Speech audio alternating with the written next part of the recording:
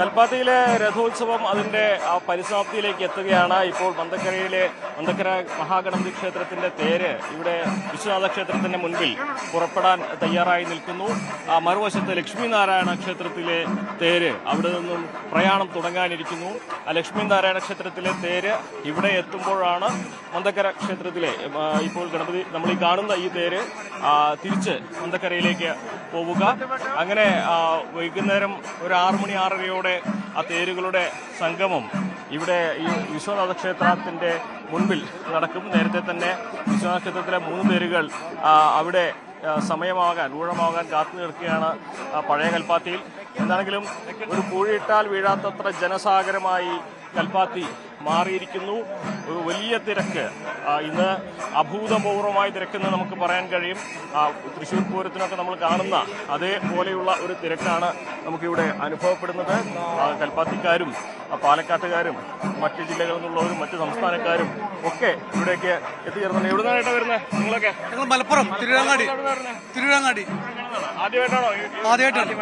എന്താണ് ഈ ഇത് കേട്ടറിഞ്ഞുള്ള വരവാണ്. ഒരിക്കൽ അവിടെ വന്ന് നോക്കിയിട്ട് ഇങ്ങനത്തെ ആംബിയൻസ് കണ്ടിരുന്നു, എന്താണെന്ന് അറിയില്ലായിരുന്നു. പിന്നെ പത്രങ്ങളിൽ കണ്ടു, വായിച്ചു, അറിഞ്ഞു. രാവിലെ തൊട്ട് വന്ന് മനസ്സിലാക്കാൻ വേണ്ടി കൂടിയാണ്. മനസ്സിലാക്കാൻ എങ്ങനെയുണ്ട് ഇതുവരെ വന്നിട്ട്? നല്ല ഇതായിട്ട് തോന്നിയിട്ടുണ്ട്. നല്ല നമ്മളെ നാട്ടിലൊന്നും, ഞാനും മലപ്പുറംകാരനാണ്, നമ്മുടെ നാട്ടിലൊക്കെ എഴുന്നള്ളത്തും പൂരമൊക്കെ ആണല്ലോ. ഈ തേരും ഇത്തരം ചടങ്ങുകളൊന്നും നമുക്ക് അത്ര പരിചിതമായതല്ല. ഇതൊരു വ്യത്യസ്തമായിട്ടുള്ള അനുഭവമായിട്ടുണ്ട്. ഇത്രമാത്രം ജനങ്ങൾ. ഞാൻ മണ്ണാർക്കാടുന്നാണ്. കൊല്ലം വരാറുണ്ട്. മനസ്സ് സന്തോഷമാണ്. ഇതെല്ലാം സംഘമെല്ലാം കഴിഞ്ഞതിന് ശേഷം തിരിച്ചു പോകും. കുറച്ച് തിരിച്ചു പോകും.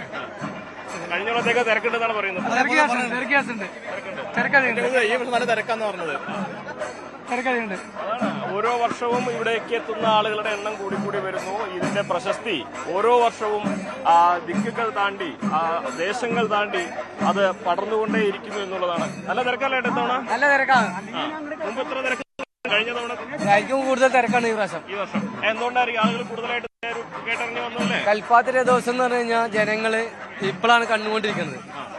കഴിഞ്ഞ കൊല്ലം ഇതിലേക്ക് കമ്മിയായിരുന്നു, ആയിരിക്കും കൂടുതലായി തിരക്ക് വന്നത്. ഞാൻ മറ്റേ ചെപ്പശ്ശേഖരാണ്. ചെപ്പശ്ശേരി. ഇല്ല, ഞാൻ 2 കൊല്ലം കൂടുമ്പോഴേ വരുള്ളൂ. അല്ല, കേട്ടാ 2 കൊല്ലം കൂടുമ്പോ ഞങ്ങൾ പറയലുണ്ട്. ആദ്യമായിട്ടാണ് മുമ്പ് ഈ കേട്ടറിയലും അതേപോലെ വായിച്ചറിയലും ഒക്കെ ഉണ്ടാവുള്ളൂ അല്ലേ? അത് ഇത്ര ഒരു വലിയൊരു ആഘോഷമാണെന്നുള്ളത് വന്ന് കണ്ടപ്പോൾ അനുഭവിച്ചപ്പോഴാണത്. കാര്യം മണ്ണാർക്കാട് ഭാഗത്തൊന്നും ഇങ്ങനത്തെ ഒരു ആഘോഷമൊന്നും ഇല്ലല്ലോ. ഞങ്ങൾ മണ്ണാർക്കാട് പൂരെന്നുള്ള അമ്പലത്തിന്റെ അടുത്ത് തന്നെയാണ്.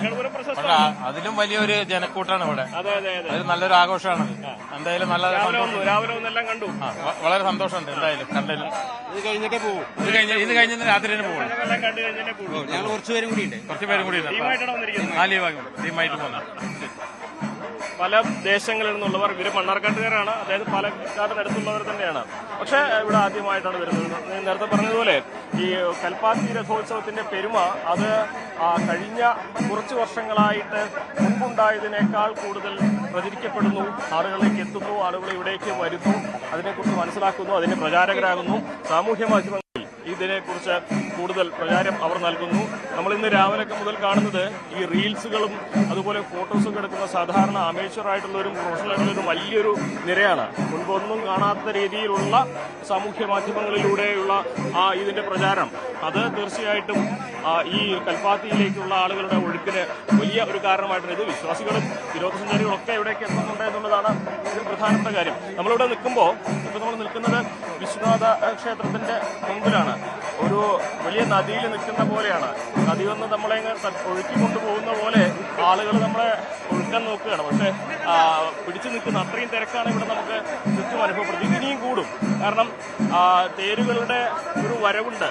ആ തേരുകൾ വരുന്ന സമയത്ത് ഇവിടെ ജനനിബിഡമായിട്ട് ഒരു കൂടിയിട്ടാൽ പോലും വീഴാത്തത്ര പുരുഷാരം എന്ന് നമ്മൾ കവി പാടിയതിന്റെ ഒരു സാഹചര്യമായിരിക്കും ഇവിടെ ഉണ്ടാവുക. അത്രയും തിരക്കായിരിക്കും.